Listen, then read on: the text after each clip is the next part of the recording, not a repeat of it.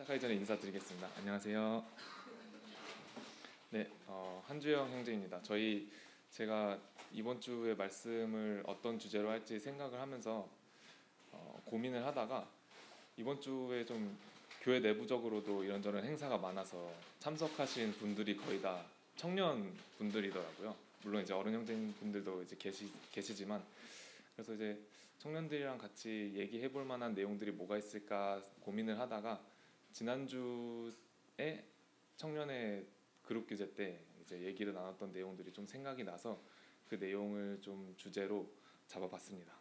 오늘 나눌 말씀의 제목은 성령의 열매를 맺어가는 삶이라는 주제거든요. 그래서 참 성령의 열매를 맺는다, 성령의 열매를 맺는 삶을 살아야 된다라는 게 참 저희 그리스도인으로서 살아가는 삶에 뭐랄까 중요한 어떤 목표이고 중요한 과제로서 여기저기에서도 말씀이 많이 나눠지고 있는데, 우리가 과연 성령의 열매를 맺어가는 삶을 살기 위해서 어떻게 살아가야 되는 건지, 그리고 성령의 열매라는 게 어떤 것들인지를 같이 한번 나눠보면서 그리스도인으로서, 그리고 여기 이제 저를 포함해서 이제 자라나는 믿음 가운데서 자라나는 이제 청년들이 어떤 같은 방향성을 가지고 나아갔으면 좋겠다라는 마음에 좀 준비를 하게 됐습니다.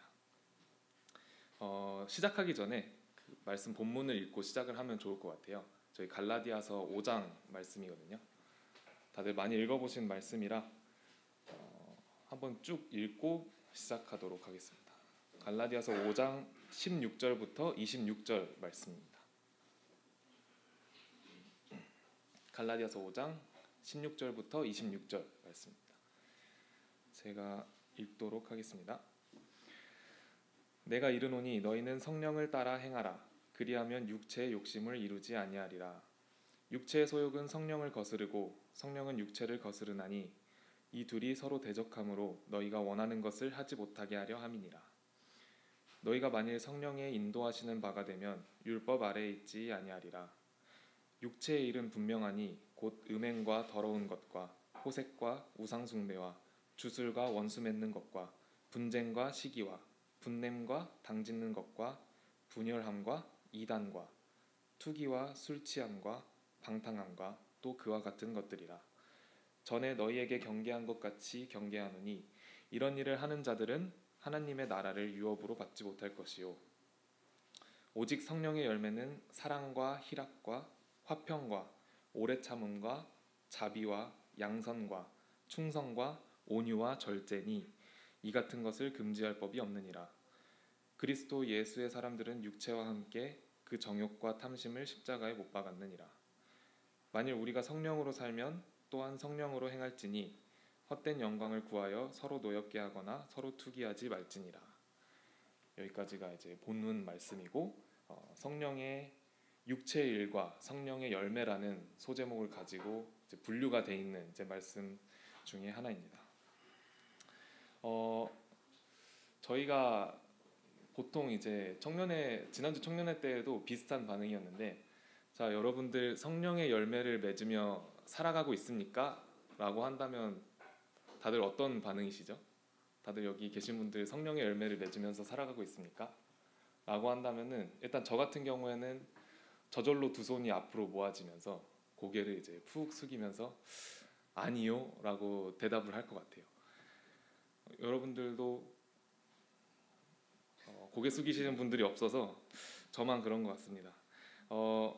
왜 이런 반응이 나올까요? 왜 전반적으로 대부분의 경우 저는 좀 아닌 것 같아요. 아직 좀 노력해야 될 것 같아요. 좀 더 열심히 해야 될 것 같습니다. 이런 반응이 대부분인데, 그렇게 생각하는 이유는 무엇일까라고 생각을 해봤을 때, 뭐 개인적으로 저의 경험상 혹은 이제 다른 청년분들, 다른 성도님들과 얘기를 나눠본 그 경험상 뭐랄까 지금 살아가고 있는 우리의 모습이 성경 속에 있는 어떤 큰 인물들의 어떤 삶과 비교했을 때 상대적으로 초라해 보이고 상대적으로 엄청나게 유익한 일들이나 큰 일들을 하고 있지 않은 모습에서 비롯되지 않았을까 하는 생각이 듭니다.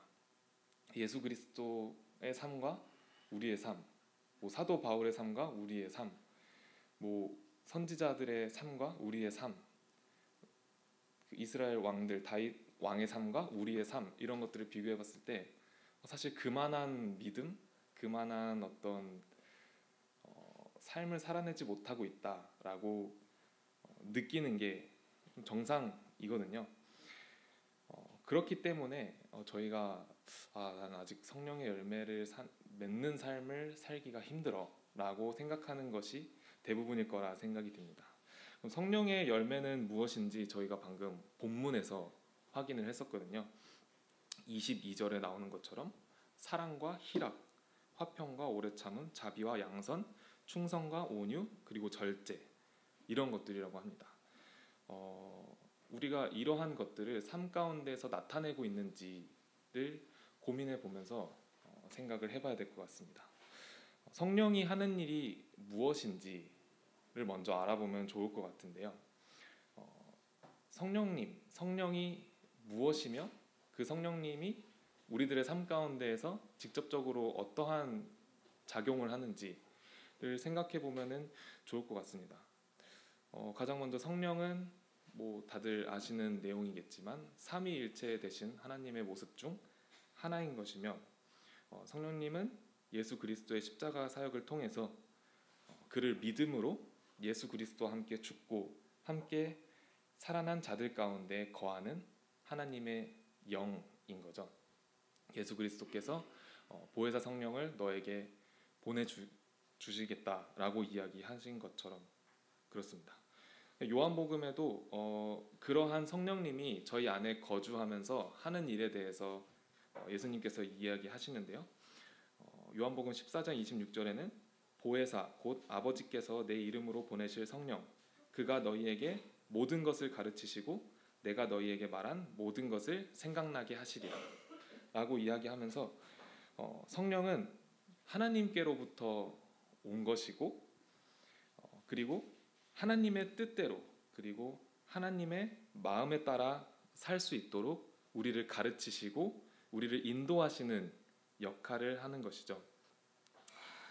이러한 성령의 가장 중요한 역할은 내적으로는 저희가 하나님과의 교제 가운데 임할 수 있도록 하나님의 뜻과 하나님의 마음, 그리고 하나님의 어떠하심을 저희들에게 가르쳐 주시는 것이며, 그리고 외적으로는 그러한 하나님과의 수직적인 관계, 그런 하나님과의 교제, 그 하나님과의 관계를 통해서 그의 뜻에 따라 살 수 있도록 저희들을 위하여 친히 간구하시며, 그리고 저희들 안에 하나님의 마음을 심어주시고 또 그렇게 움직일 수 있도록 그 마음을 인도하시는 역할을 하는 것이라고 생각이 되어집니다. 저희 로마서 8장의 말씀처럼 우리의 연약함을 도우신다. 우리가 마땅히 빌 바를 알지 못하지만 오직 성령이 말할 수 없는 탄식으로 우리를 위하여 친히 간구하신다. 성령이 하나님의 뜻대로 성도를 위하여 간구하신다라는 이 말씀을 토대로 성령님께서 우리 안에서 하는 일을 생각해 봤을 때 그러한 일들이 이루어지는 것을 우리가 알 수 있습니다. 그럼 그와 반대로 육체가 하는 일은 무엇일까요? 본문에서도 읽었지만 육체와 함께 언급되는 단어들을 성경에서 지금 보시면은 무엇이 있나요? 소욕, 정욕, 욕심, 탐심, 이런 것들이 주로 언급이 되고 있습니다. 육체의 일, 육체의 마음, 육체의 뜻은 어디로부터 오는 것일까요? 생각해 봤을 때 당연히 이 죄로부터 오는 것임을, 죄의 본성으로부터 오는 것임을 알 수 있습니다. 그렇다면 방금 읽은 말씀처럼 성령의 일은 하나님께로부터 오는 것이고 육체의 일은 죄로부터 오는 것임을 우리가 다시 한번 알아볼 수 있을 것입니다. 성령의 일을 이루어가는 주체는 하나님이시고 육체의 일을 이루어가는 주체는 죄의 본성, 그리고 나 자신이 될 것입니다. 이렇게 성령의 일과 육체의 일을 알아보게 되면은 그런 것들을 이제 구분하기 시작한다면 성령의 열매를 맺는 삶을 생각하게 될 때 내가 왜 그렇지 못한 삶을 살고 있을까에 대한 그 생각들이 조금 더 명확해지고 좀 구분이 쉬워질 것이라고 생각이 됩니다. 성령의 열매를 맺는 삶이 어렵게 느껴지는 이유가 다 각자의 삶에 따라서 다를 것이라고 생각이 되는데요. 제가 좀 하나님과의 관계를 좀 바탕으로 그런 그 하나님과의 관계를 기준으로 성령의 열매를 맺는 삶이 어렵게 느껴지는 이유를 한 3가지 정도로 구분을 해봤거든요. 각 그 3가지에 따라서 네이밍을 좀 해봤는데 제목을 좀 붙여봤어요. 이건 하나님과의 관계를 기준으로 나눈 이제 단계입니다. 첫 번째 단계는 청년들이 많이 있으니까 좀 그런 것들 위주로 제가 이렇게 했는데, 첫 번째 단계는 하나님과 내가 어사? 라는 제목입니다. 네, 좀 어색하네요. 네, 어사라는 단어가 저희들이 이제 많이 사용되는 단어인데 어색한 사이를 줄인 말이죠. 하나님과 내가 어사입니다. 자, 성령의 일과 육체의 일을 본문에서 이제 이야기를 하는데 17절을 다시 보시면 이런 이야기를 합니다. 육체의 소욕은 성령을 거스르고 성령은 육체를 거스르나니 이 둘이 서로 대적함으로 너희가 원하는 것을 하지 못하게 하려 함이니라. 네, 저희는 아직 육체 가운데 있는 존재이고 그런 저희들이 이 땅을 살아가면서 하나님의 뜻을 알 수 있게끔, 그리고 하나님의 뜻에 따라 인도하심을 받고 하나님의 뜻에 따라 살아갈 수 있게끔 저희를 도우시고 이끄시는 역할을 하는 분이 성령님이신데, 이 말씀처럼 육체와 성령이 서로 대적해서 육체는 성령이 하는 일을 거스르게 하고 성령은 육체가 하는 일을 거스르게 한다. 너희가 하고 싶어하는, 너희가 원하는 것을 하지 못하게 한다라고 이제 이야기를 하고 있습니다. 자, 여기서 육체는 나 자신으로부터 오는 것, 죄로부터 오는 것, 그리고 성령의 일은 하나님께로부터 오는 것이라고 제가 먼저 구분을 지어놨습니다. 그렇다면 하나님과 내가 어색한 사이라면, 하나님과 나의 관계가 견고하지 않은 사이라면, 저희들이 삶을 살아갈 때 육체와 성령이 서로 대적하게 될 때 저희들의 마음, 저희들의 생각은 누구의 편을 들어주겠습니까? 당연히 상대적으로 마음이 더 가까운 육체의 편을 들어줄 것이 분명합니다. 참 하나님의 존재를 알고 있고, 그리고 하나님을 통해서 참 그 믿음으로 참 구원을 통해서 하나님과의 관계가 형성이 된 사이지만 아직까지는 하나님께 나의 생각 혹은 나의 연약함, 나의 고민, 나의 고통을 하나님께 털어놓는 것이 아니라 그저 내가 살아가고 있는 삶 가운데에서 그냥 하나님이 계시는구나, 그냥 하나님이 나의 인생을 바라보고 계시는 존재구나, 그냥 이 정도에서 끝나게 된다면, 하나님과 어색한 사이라면 저희가 분명히 성령의 일보다는 육체의 일을 따라가는, 육체의 소욕을 따라가는 그러한 일들이 더욱더 빈번하게, 상대적으로 더 많이 나타나게 될 것이라 생각이 됩니다. 성령의 열매를 맺는 삶이 어렵게 느껴지는 첫 번째 이유라고 생각이 됩니다. 두 번째 이유는요, 응석바지 어린아이의 모습을 갖고 있는 나인 거죠. 첫 번째 모습보다 두 번째 모습이 좀 더 하나님과의 관계가 형성되어 있는 상태입니다.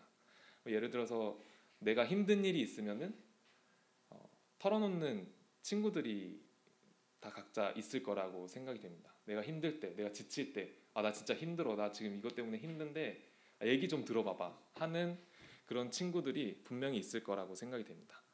그런 대상이 친구들도 있겠지만 그런 대상이 하나님이시라면, 나의 힘듦과 나의 고민과 나의 연약함을 털어놓고 그 털어놓음으로 인해서 위로받을 수 있고 평안을 받을 수 있는 하나님과 그런 관계라면 우리가 좀 더 삶을 살아가는데 안정되고 평안한 삶을 살아갈 수 있겠죠. 하지만 거기서 그친다면 생각을 해보면 좋을 것 같아요. 거기서 그친다면 더 앞으로 나아가는 일이나 더 발전되는 일이 없을 거라고 생각이 됩니다. 예를 들어서 저도 이렇게 직장 생활하면서 많이 좀 느껴봤던 건데 이렇게 마찰이 갈등이 있고 부딪히고 하는 그런 상황들이 있잖아요. 서로의 생각이 맞지 않아서 뭐 선배들과 혹은 후배들과 그런 상황이 있을 때 좀 편한 선배 혹은 편한 동료한테 가서 이야기를 합니다. 아, 저분은 도대체 왜 그러는지 모르겠어. 아, 진짜 너무 힘든다 진짜. 뭐 끝나고 밥이나 드실? 끝나고 편집해 주세요. 이건 네, 좀 공식적인데.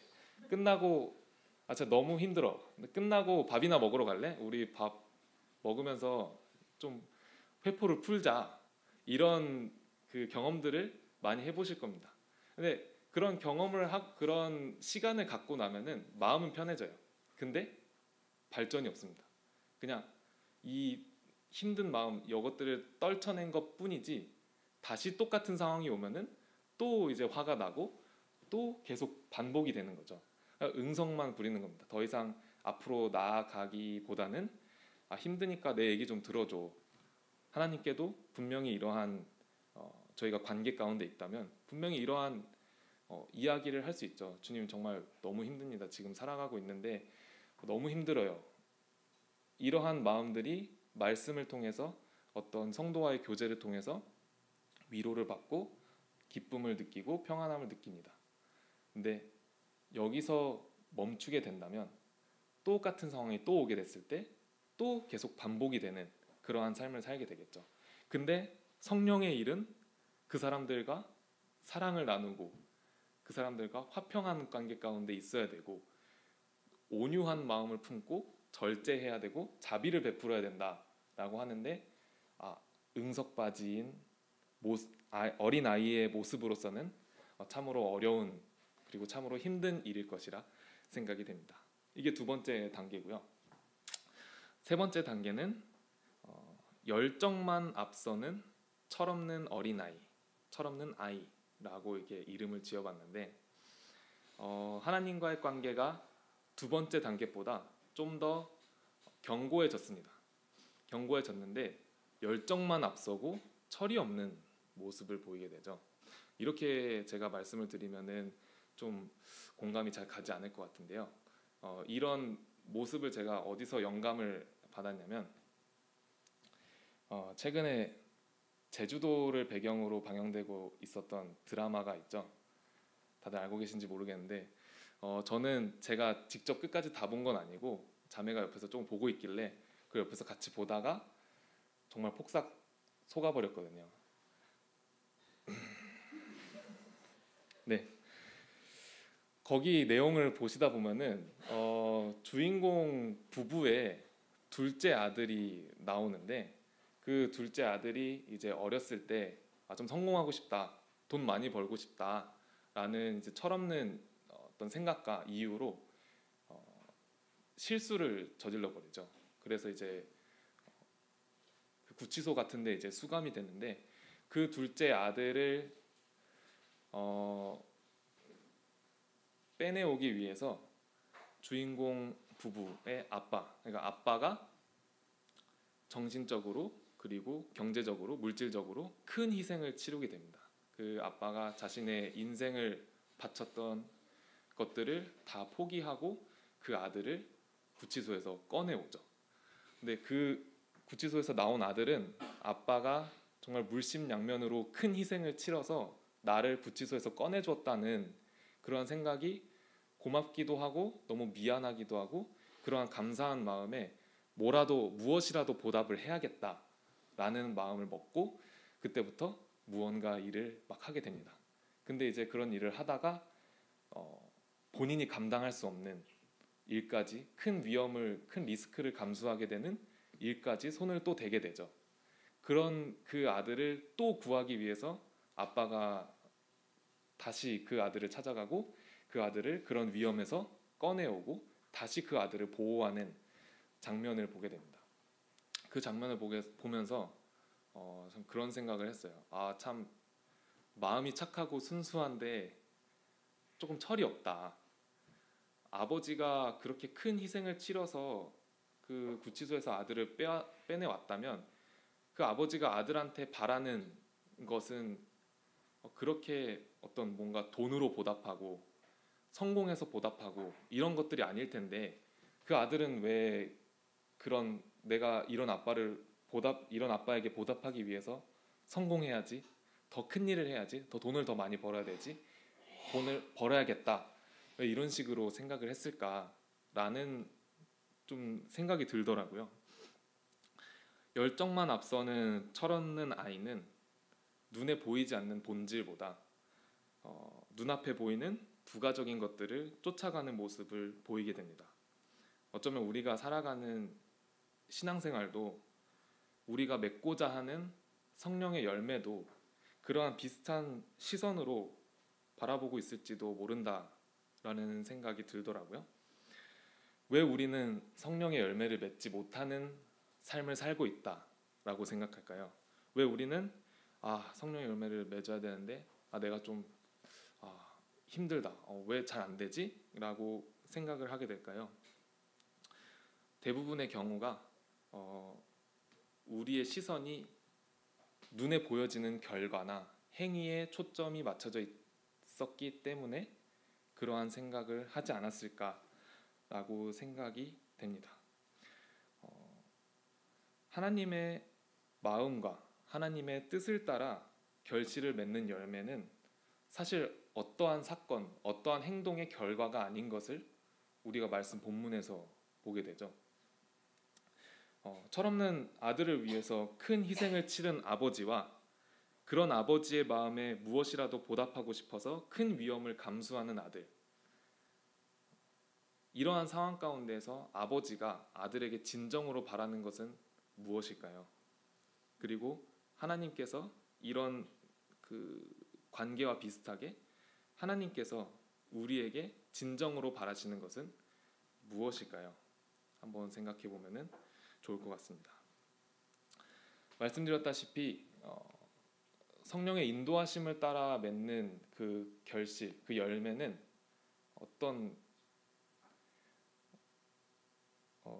어떠한 사건의 어떠한 행동의 결과로서 표현되지 않습니다. 뭐 이렇게 얘기하면 좀 어려우실 수도 있는데 정말 단편적인 예로 나는 전도를 잘 못하고 있는데 나는 다른 분들처럼 뭐 단기 선교에 나가거나 뭐 그러한 삶을 살지 못하는데 나는 선교사로서의 삶을 살지 못하는데 이러한 생각을 하면서 바라볼 수 있는 것들인 거죠. 우리가 성령의 열매를 맺어야 한다라는 어떤 생각에 빠져 있는 것도 뭐랄까요? 어떻게 보면은 결과 중심적인 어떤 사고 방식이 그 기저에 깔려 있지 않을까 생각을 하게 됩니다. 하지만 확실히 제가 이야기하고 싶은 것은 전도, 선교, 섬김과 같은 결과가 중요하지 않다, 그런 거 상관없다라고 이야기하는 것은 아닙니다. 예를 들어서 나는 하나님을 사랑하는 마음을 아주 크게 품고 있으니까 뭐 그만하면 된 거 아닌가? 나는 아무것도 하지 않아도 괜찮아. 왜냐하면 나는 하나님을 사랑하니까. 이러고 생각하게 된다면 이거는 분명히 올바르지 못한 생각이라고 우리가 볼 수 있죠. 중요한 것은 행위에 초점이 맞춰져서 진실된 마음 없이 행하는 모습, 혹은 어떠한 행위가 기준이 되어서 그렇게 살아가고 있지 못한 나를, 혹은 그렇게 살아가고 있지 못한 타인을 정죄하는 것, 이 모습이 정말 올바르지 않은 모습이다. 제가 말씀드리고 싶은 것은 그것입니다. 보면은 저도 항상 그런 생각을 하는 것 같아요. 어떤 하나님을 섬기는 삶을 위해서 나의 시간을 들여야 되는데 나는 그렇지 못하고 있네. 뭐 다른 분들이 열심히 하시겠지. 뭐 이런 생각들이라든지 뭐 시간이 되면 나중에 해야지. 이런 생각들을 하게 되잖아요. 그 시간이 되면 나중에 한다라는 그 행동들 도대체 어떤 행동들이죠? 밖에 나가서 전도지를 돌려야 하는 행동들일까요? 혹은 뭐 직장 동료 혹은 제 친구들에게 전도를 하는 행위일까요? 아니면은 그 친구들이 교회에 나와야지 그런 성령의 열매를 맺는 그런 삶이 완성이 되는 삶일까요? 그렇지 않을 것이라고 생각이 됩니다.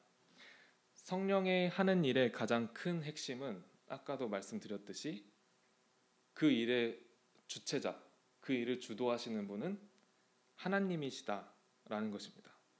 성령은 하나님의 마음 그리고 그 하나님의 깊은 뜻까지도 통달하신다고 이야기하고 있습니다. 하나님의 마음, 즉 성령님께서 우리 안에서 인도하심을 저희가 따라갈 때에 자연스럽게 우리 가운데 나타내어지는 모습들이 바로 성령의 열매라고 이야기하는 것이죠. 이것은 행동 중심적인 표현이 아니라 관계 중심적인 표현으로 이루어져 있습니다. 본문에서 읽었던 성령의 열매라는 것들이 보시면은 사랑과 화평, 오래 참음과 자비, 양선과 충성, 온유와 절제 이러한 것들이 언급되어 있거든요. 근데 이것들이 물론 어떤 행동의 결과라고 우리가 볼 수도 있겠지만 이게 행동 중심적인 표현이냐 관계 중심적인 표현이냐를 놓고 굳이 따져본다면 관계 중심적인 표현에 더 가깝겠죠. 누군가를 사랑하는 것, 누군가와 화목하기 위해 누군가와 화평한 관계를 가지기 위해 내가 취하는 행동들, 누군가를 위해 내가 오래 참고 누군가를 위해 내가 자비를 베푸는 것들, 이런 것들은 타인과의 관계에서만 우리가 가질 수 있고 품을 수 있는 마음과 표현들인 것입니다.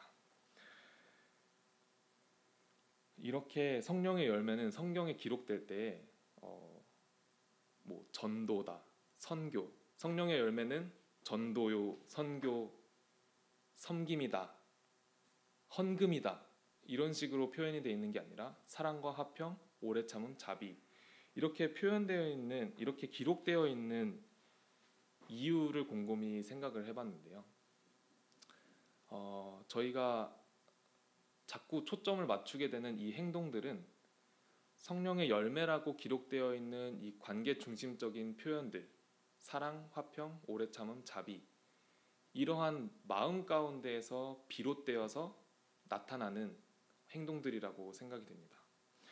하나님께서 저희들 가운데에서 하신 모습, 하신 일들을 보게 되면은 하나님의 형상을 닮은 인간들을 창조해 그들과 함께 연합하여 동행하고자 했던 하나님의 마음이 비로소 새 천지를 창조하고 저희들을 창조하는 그러한 일로 이루어졌고요.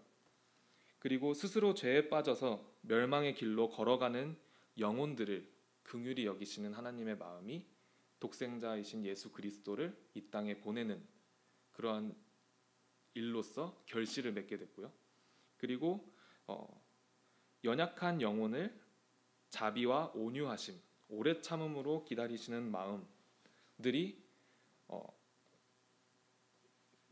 역사하셔서 저희들 삶 가운데에서 참된 평안을 허락하시고 참된 기쁨을 주시고 그리고 저희들의 곁에서 저희들을 이끌어 가시는 하나님의 모습으로서 나타나게 되는 것이죠.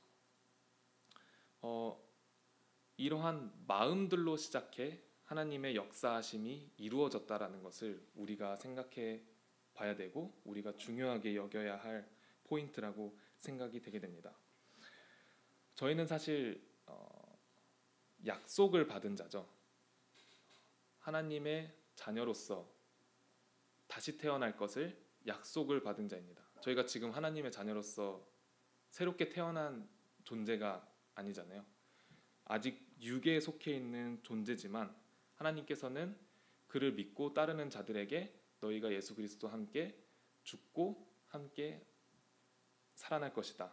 그리고 예수 그리스도가 그렇게 한 것처럼 너희가 그렇게 살아날 것이다. 그리고 너희가 하나님의 영을 품은 새로운 피조물로서 태어날 것이다. 라는 그 약속을 저희들에게 하신 겁니다. 이러한 약속을 받은 자이며 저희는 아직 육에 속해 있는 자입니다. 하나님께서 성령님을 통해서 성령님을 저희 안에 거주하게 함으로써 저희가 하나님의 자녀라는 것을 증거하게 하시고, 그리고 육에 대해 거스르고 성령의 일을 할 수 있도록 하나님의 마음과 동일한 마음을 품을 수 있도록 저희들을 이끌어 가신다는 것입니다. 아까 언급해 드렸지만 성령님을 통해 저희들은 내적으로는 하나님의 사랑을 경험하는 자, 그리고 하나님의 사랑을 누리는 자가 될 것이며, 외적으로는 하나님과 함께 사랑을 전할 수 있는 자로 변화되어 가고 성장되어 가는 삶을 사는 것입니다. 그런 삶이 비로소 성령의 열매를 맺는 삶일 것이라 생각이 됩니다. 아까 제가 구분드렸던 것처럼 성령의 일은 하나님께서 하시는 거고, 육의 일은 나, 죄의 본성, 죄가 이끌어가는 것을 우리가 알 수 있습니다. 성령의 열매를 맺는 것은 내가 하는 것이 아닌 내 안에 거주하고 계시고 나를 통해 그 기쁘신 뜻을 이루고 싶어 하시는 하나님의 그 마음에 따라 우리가 움직일 수 있는 거죠. 이것은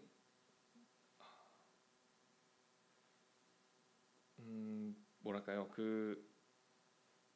내가 하는 것이 아닌 하나님께서 하는 것, 이것이 가장 중요한 포인트고, 하나님께서 나를 인도해 나갈 수 있도록 나의 생각과 나의 몸을 내어드리는 것, 이것이 가장 성령의 열매를 맺는 삶의 중요한 포인트라고 생각이 됩니다. 요즘 제가 직장을 다니면서 참 많이 이런저런 것들이 신경 쓰이고 참 마음이 참 좋지 않아요. 좋지 않은 이유가 좀 연차 차이가 많이 나는 선배들은 잘 모르겠는데, 제가 같이 이제 일하고 같이 이제 부딪히는 동료들을 보게 되면은 다들 되게 힘들게 살아가고 있더라고요. 몸이 아픈 친구가 있다거나, 아니면은 이제 가정사가 복잡한 친구들이 있다거나, 혹은 이제 좀 자신의 어떤 미래에 대해서 고민하는 친구들이 있다거나, 이런 그 고민을 가지고 살아가는 친구들이더라고요. 그러니까 그런 동료들을 보면서 참 힘들게 살아간다, 다들 진짜 열심히 살아간다, 내가 이들을 위해서 해줄 수 있는 게 뭐가 있을까, 이런 고민을 하게 되거든요. 물론 제가 물리적으로 다른 이직을 하고 싶어하는 친구들에게 내가 직장을 구해다 줄 수는 없지만, 이 사람들을 위해서 내가 할 수 있는 게 무엇일까라는 고민들을 계속 하게 되고, 그리고 실제로 그 중에 이제 한두 명을 저희 가정 기도 제목으로 이제 선정을 해서 좀 그들이 좀 그래도 삶을 살아가면서 좀 평안하게 살아갈 수 있도록 기도하는 그런 시간도 가지고 있는데요. 어떻습니까? 이런 저의 모습이 되게 참 착한 사람이다, 착한 형제다라고 생각이 되나요? 근데 저는 제가 했다라고 인간 한 주영이 이런 생각을 품었다라고 생각하지 않습니다. 왜냐하면 바로 어제 인간 한 주영이 드러나는 사건을 제가 경험을 했는데, 오늘 아침에도 자매랑 얘기를 했었거든요. 어제 이제 자매랑 밖에 나가서 외식을 하려고 밖에 나갔어요. 쇼핑몰 같은 데를 갔는데, 어제 비가 왔는데도 사람들이 되게 많이 이제 외출을 하셨더라고요. 그래서 이제 쇼핑몰 지하 주차장을 내려갔는데 주차할 곳이 없어서 이리저리 돌아다니다가 주차 자리를 딱 찾아서 제가 큰 차를 타고 왔었는데, 그걸 이제 붕 들어가서 주차를 하고 있었습니다. 근데 맞은편에서 제가 보이지 않던 어떤 곳에서 기다리고 있었던 사람이 있었던 거예요. 근데 나중에 이제 얘기를 들어보니 저와 그 사람이 누가 먼저 와서 기다렸다라고 가리기 되게 애매한 상황이었던 거죠.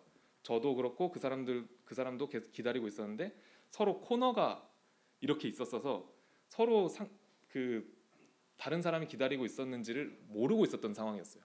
저는 모르고 있으니까 그냥 바로 주차자리 생겼다 바로 주차해야지 하고 붕 주차했어요. 근데 주차하고 있는데 그 사람이 되게 기분 나쁜 말투로 저한테 비키라고 하는 거예요. 근데 인간 한주영의 모습이 발동이 되면서 저는 속으로 그런 생각을 했어요. 저도 바쁩니다 라고 얘기를 했을 때 이 사람이 그냥 가면 나 그냥 여기다 주차해야지 이 생각을 했고, 만약에 이 사람이 더 걸고 넘어지면은 그냥 비켜야겠다 이 생각을 했는데 후자의 상황으로 가게 됐습니다. 그래서 그 사람이 되게 착하게 얘기를 했으면은 저 제가 먼저 기다렸는데 혹시 제가 먼저 주차해도 될까요? 라고 했었으면은 저도 그래요? 그럼 죄송합니다 이러고 나갔을 것 같은데 아니, 비키세요 이렇게 얘기를 하는 거예요. 그러니까 저도 기다리고 있었는데요 이러면서 제가 주차를 하고 있었거든요. 근데 그분이 안 가시고 끝까지 갈 것 같아서 제 안에 계신 성령님께서 그 양심이 발동하게 되면서 바로 뺐습니다. 바로 차를 빼고 다른 데로 가서 주차를 했거든요. 근데 그 상황을 겪고 나서 계속 그 마음에 불편함이 있었어요. 내가 왜 이런 행동을 했지? 내가 왜 이 사람이랑 굳이 신경전을 했을까? 이런 것들을 생각해 보면은 인간 한주영의 모습이구나. 방금 그 전에 말씀드렸던 직장 동료들을 생각하고 직장 동료를 위해서 기도하는 한주영은 성령님의 인도하심을 따라 나의 생각과 나 자신을 내어드린 그리스도인 한주영의 모습이었던 거고, 주차 시비가 걸렸던 한주영의 모습은 나 자신이 주인 되어서 나 자신이 기준이 되어서 행동하고 생각했던 인간 한주영의 모습이었구나라는 것을 알아볼 수 있었습니다. 제가 주차 시비가 걸린 그 상황에서 사랑과 화평, 오래 참음과 자비를 논할 수 있었겠습니까? 전혀 아니었던 것이죠. 그래서 참으로 이런 그 과정을 바라보게 되면은 정말 성령의 열매를 맺어가는 삶은 내가 그래도 그리스도인이니까 이렇게 해야지, 이렇게 하면 하나님이 기뻐하시려나 해서 하는 행동들보다, 물론 그 마음이 진실되어서 행동으로 옮겨지는 경우도 있을 겁니다. 하지만 정말 정석적인 그 과정은 저희 마음 가운데에 하나님의 마음이 풍성히 차올라서 정말 그 하나님의 마음에 따라 사랑, 화평, 오래 참음, 자비, 온유, 절제, 이러한 부분들이 참 내가 생각하지 않아도 자연스럽게 나오게 되는 그러한 순간들이, 그러한 상황들이 성령의 열매를 맺는 삶일 것이라 라고 생각이 됩니다. 하나님께서는 저희들의 삶이 끝날 때 너가 어떠한 과제를 달성했는가, 너가 어떠한 업적을 세웠는가로 저희들을 바라보시지 않을 것이라고 생각이 됩니다. 저희들의 삶이 끝날 때 너가 어떠한 상황에 어떠한 마음을 가지고 임했는가, 그 결과에 상관없이 어떠한 마음을 가지고 임했는가를 더욱더 중요하게 여길 것이고, 그러한 삶을 살기 위해서 치열하게 노력하고 고민하고 하나님을 붙들고 살아가는 저희들의 모습을 더욱더 기뻐하실 것이라고 생각이 됩니다. 성령의 열매를 맺는 삶은 그리 거창한 삶이 아니라고 생각이 됩니다.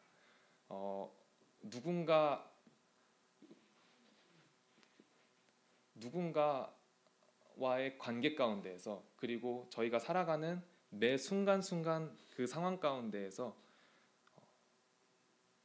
사랑을 베풀기 위해, 그리고 그 타인과 화목을 위해, 화평을 위해 내가 오래 참았는지, 내가 자비한 마음을 베풀었는지, 이러한 것들이 성령의 열매를 맺는 순간들일 것입니다. 근데 참 이러한 순간들이 쌓여서 저희들의 삶이 완성되어 가는 과정일 것이라고 생각이 되거든요. 그래서 참 저희들의 보통 일반적으로 생각하는 것처럼 나는 주말마다 전도지 노방전도를 잘 못하는데, 이러한 것들이 중요한 게 아니라 정말 나의 일상생활 가운데에서, 정말 그 직장 혹은 학창생활을 하는 그 가운데에서 내가 정말 하나님의 마음과 동화되어서 그들과 화목하기 위해 그 진실된 마음을 품고 그들을 대하는지, 그들의 사랑을 베푸는지, 이런 것들부터 시작이 되어야 할 것이라 생각이 됩니다. 성령의 열매는, 성령의 열매라고 기록되어 있는 그 내용들은 행동에 초점이 맞춰진 표현들이 아니라 타인과의 관계 가운데에서 초점이 맞춰진 행동들이기 때문입니다.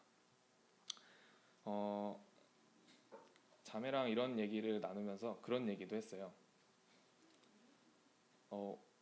지금 내가 하는 행동이 성령의 인도하심을 따라 하는 행동인지, 육체의 어떤 내가 하고 싶어서 하는 행동들인지 어떻게 구별할 수 있을까? 이런 질문을 가지고 같이 대화를 나눠봤거든요. 여기 계신 청년분들, 그리고 이제 믿음의 삶을 살아오신 성도님들은 어떻게 생각하시나요? 내가 지금 하고 있는 행동들, 혹은 내가 해왔던 행동들이 과연 성령의 인도하심을 통해 했던 행동들일까? 아니면은 그냥 내가 나의 어떤 의지대로, 나의 열정대로 했던 행동들일까? 라는 고민들이 항상 있을 것이라고 생각이 듭니다. 저는 그런 대답을 했어요. 그거는 본인이 아닌 이상 그 누구도 알 수 없을 것 같다. 본인이 육신에 따라 행동했다면, 제 경험을 좀 비롯해서 이야기를 하자면, 육신에 따라 행동했다면 어느 순간 자책을 하고 있을 것 같아요. 어느 순간 나 육신에 따라서 행동한 것 같은데, 내가 하고 싶은 대로 행동을 했었던 것 같은데 라는 식으로 자책을 하지 않을까 싶습니다. 어찌되었던 그것의 결과, 그것을 판단하시는 분은 하나님이시라고 생각이 되거든요. 내가 육체 가운데서 이 일을 행했는지, 혹은 성령님의 인도하심 가운데서 이 일을 행했는지는 본인과 하나님만이 알고 계실 거라 생각이 됩니다. 그래서 참 저희는 하나님께로부터 사랑을 받은 대로, 그리고 하나님께로부터 그 사랑을 경험한 대로 그저 베풀고, 그저 내가 받은 사랑처럼 다른 사람에게 베풀 수 있는 그러한 삶을 살기 위해 노력하는 것이, 그러한 삶을 살기 위해 성령님께 나의 생각과 나 자신을 내어드리는 것이 가장 중요할 것이라고 생각이 됩니다. 이렇게 말씀 시간에 이야기를 나누는 내용들이라 되게 디테일한 부분들, 현실적인 부분들, 그래서 직장 생활에서 어떻게 성령의 열매를 맺나요? 이런 부분들을 일일이 다 다룰 수는 없습니다. 하지만 근간이 되는, 그 핵심이 되는 내용들은, 성령의 열매를 맺는 삶이라는 것은 내 안에 거주하고 계시는 성령님에게, 하나님께 나의 생각과 나의 몸을 내어드림으로써 자연스럽게 나타나는 그러한 삶, 자연스럽게 나타나는 그러한 행동들이 과연 성령의 열매를 맺는 그런 결과로 이어지지 않을까라고 생각이 됩니다. 마지막으로 갈라디아서 6장에 있는 말씀을 같이 읽고 마치기를 원하는데요.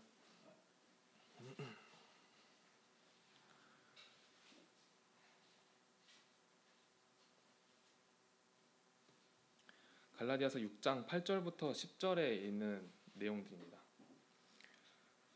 자기의 육체를 위하여 심는 자는 육체로부터 썩어질 것을 거두고, 성령을 위하여 심는 자는 성령으로부터 영생을 거두리라. 우리가 선을 행하되 낙심하지 말지니 포기하지 않으면 때가 이름에 거두리라.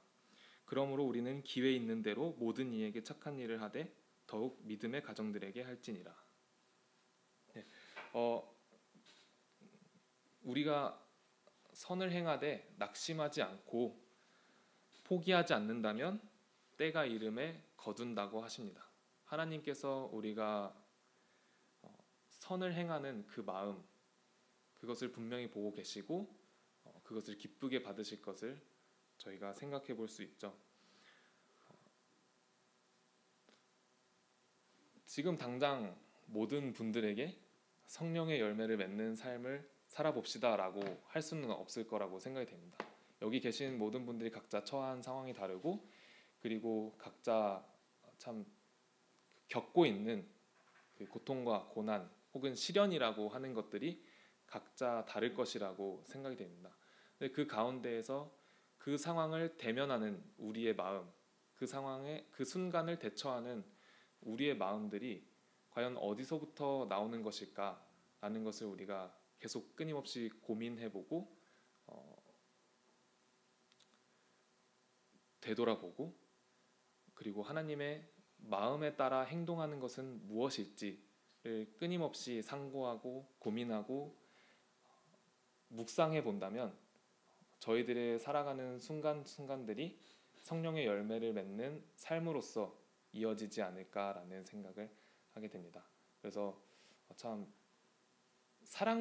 사랑받고 자란 사람들이 사랑을 베풀 줄 안다라는 말이 있는 것처럼 가장 먼저 여기 계신 분들이 각자의 삶 가운데에서 하나님의 사랑을 경험하고 또 하나님의 사랑을 통해서 위로받고 평안에 거하고 그리고 기쁨을 누리는 삶을 누리는 것이 가장 먼저인 것임을 생각해 보면서 모든 분들이 그런 삶을 살 수 있도록 기도하겠습니다. 이건 성령님의 인도하신 마음이겠죠. 네, 이상입니다.